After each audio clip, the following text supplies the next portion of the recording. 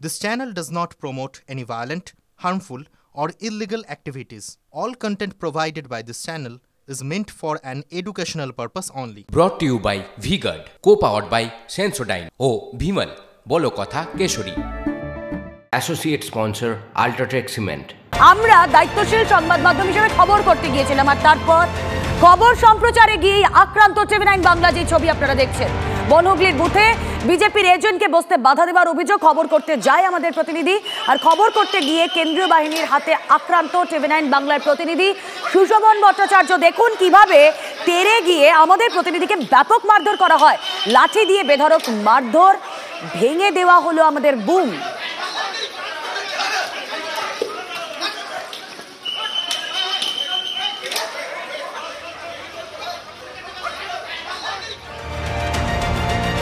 সংবাদ মাধ্যম গণতন্ত্রের ফোর্থ পিলার, চতুর্থ স্তম্ভ।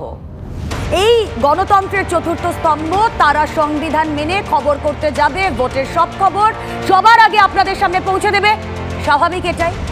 তাহলে সাংবাদিক চিনতেও ভুল কেন্দ্রীয় বাহিনীর?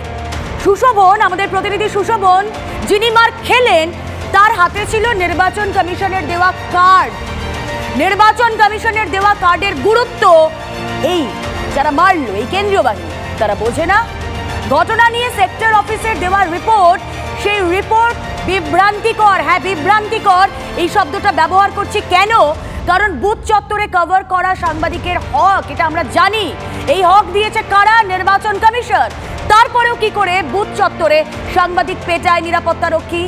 কোন অধিকারে হেলমেট দিয়ে মারা হলো TV9 বাংলার প্রতিনিধিকে? কথা বলবো আমাদের প্রতিনিধি শ্রাবন্তী সাহা রয়েছেন সঙ্গে। শ্রাবন্তী, সেক্টর অফিসার যে রিপোর্ট দিয়েছে সেখানে মর্মার্থ করলে দাঁড়ায় যে ওখানে বেআইনিভাবে ভোট চলছিল, সেই মবের মধ্যেই ঢুকে যায় আমাদের প্রতিনিধি। বেআইনি শব্দটা আসছে কোথা থেকে?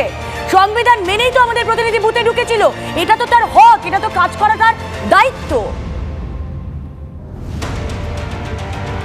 দেখো, তোমার কথা প্রসঙ্গেই জানাই, আমার হাতেও সেই একই একটা কার্ড রয়েছে, যেখানে একটা আইনের কথা বলেছে, একটা রুলের কথা বলা হয়েছে, এবং সেই অনুসারে কমিশন অথরাইজড করছে প্রত্যেক সাংবাদিককে বুথ প্রিমাইসেসে যাওয়ার জন্য।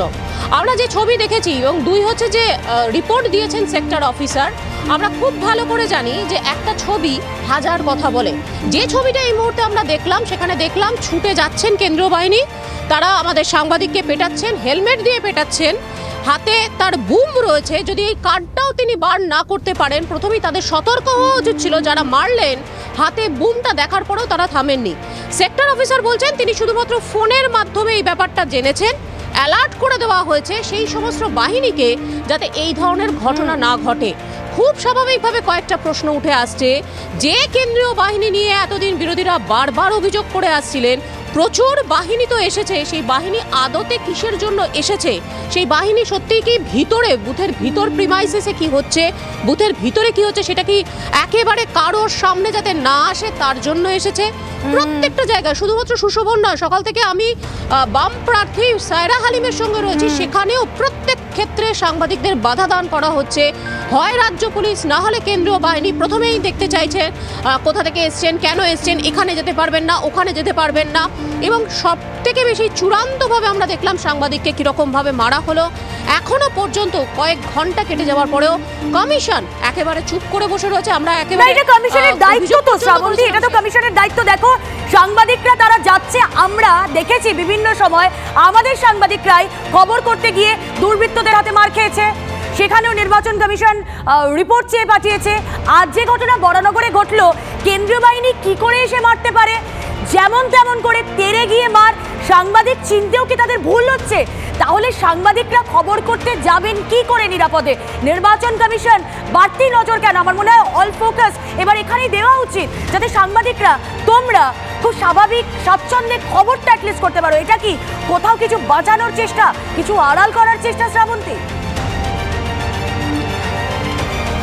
নিঃসন্দেহে এই অভিযোগটা তো ফেলনা নয়, যে অভিযোগটা এতদিন পর্যন্ত বিভিন্ন প্রার্থীরা করে আসছেন। আজকের আমাদের কাছে পরিষ্কার হলো সাংবাদিককে তারা বিভিন্ন রকমভাবে আটকাতে পারতেন, তার হাতে কোনো অস্ত্র ছিল না। তাকে হঠাৎ করে মারের কারণ কি? যদি সেক্টর অফিসার ভিজুয়ালি কিছু দেখাতে পারতেন যে সাংবাদিকরা গেছেন, সাংবাদিকরা বাধা দান করেছেন কোনো কাজে, তাহলেও একটা কথা থাকতো। শুধুমাত্র ভার্বালি তারা জানাচ্ছেন যে টেলিফোনিক কনভারসেশনের মাধ্যমে তারা জানতে পেরেছেন সাংবাদিকরা সেখানে ইললিগালি প্রবেশ করেছেন। ইললিগাল কথার অর্থ কি হলো? বুথের ভিতরে চলে গেছেন, তাকে টেনে বের করে নিয়ে আসে। তো এই ধরনের কি যদি সত্যি সুশোভন আমাদের সাংবাদিক সেখানে প্রবেশ করছে, সেই ছবি কি তারা দেখাতে পেরেছেন? শুধুমাত্র দেখাতে পারেননি সেটা তো ছেড়েই দিলাম, এখনো পর্যন্ত কোনো পদক্ষেপ করা হয়নি, কোনো বাহিনীকে সেখান থেকে রিপ্লেস করা হয়নি, এবং কমিশন শুধুমাত্র একটা রিপোর্ট চেয়ে হাত পা তুলে বসে আছে। নিঃসন্দেহে এটা ক্রিটিসাইজ করা ছাড়া আর কোনো ভাষা নেই। তাহলে কিসের অর্থ এই ধরনের কার্ড দেওয়ার?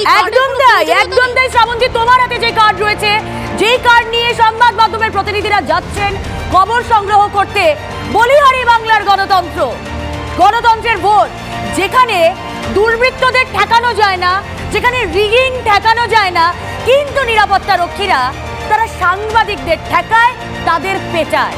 আবারও বলতে হয়, বলিহারি বাংলার গণতন্ত্রের ভোট। Brought to you by V-Guard, co-powered by Sensodyne ও ভিমল, বলো কথা কেশরী। Associate sponsor UltraTech cement.